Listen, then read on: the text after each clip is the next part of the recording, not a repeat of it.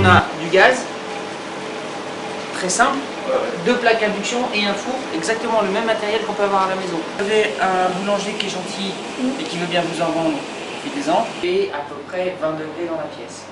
Jusque là on est d'accord. Donc là on a 20 degrés. La farine elle est jamais au frigo, elle est toujours dans la pièce. Donc on a 20 degrés, ça fait 40.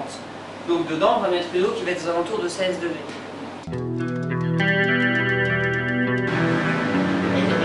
Elle n'est pas formée, donc on va...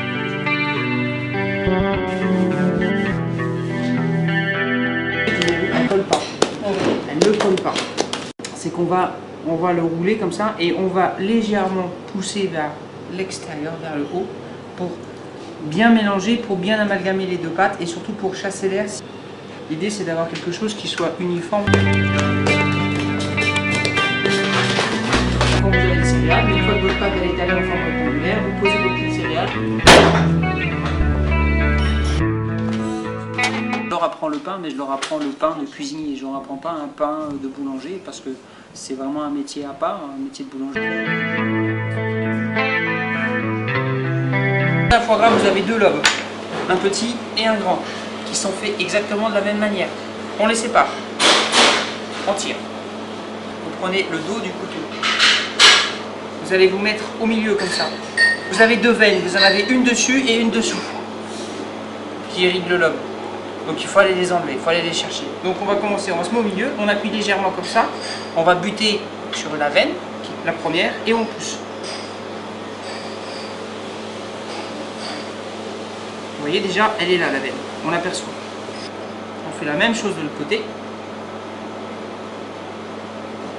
Donc une fois qu'on a dégagé la première veine, on a juste à mettre le couteau dessous, on tire, et ça vient tout seul.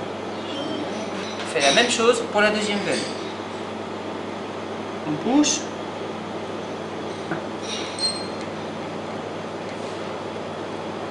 Deux. C'est à des étages. On tire et c'est fini.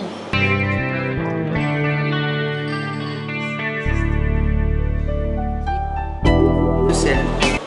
Poivre blanc moulu, pas du poivre noir. Quand je dis un peu de sucre, c'est une pincée. C'est que du gras. Donc il faut bien l'assaisonner. Non. On va faire une cuisson sous vide à la maison, avec du film. Je prends un grand rouleau de papier film. Je pose mon lobe dessus.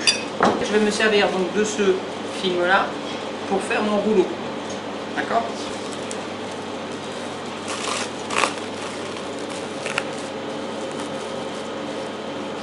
À peu près arrondi sur les bouts. J'ai surtout pas de film qui rentre dans mon lobe de foie gras parce que quand on va vouloir l'enlever, ça va défaire tout le lobe. Donc on essaye de faire attention. Et maintenant on le roule.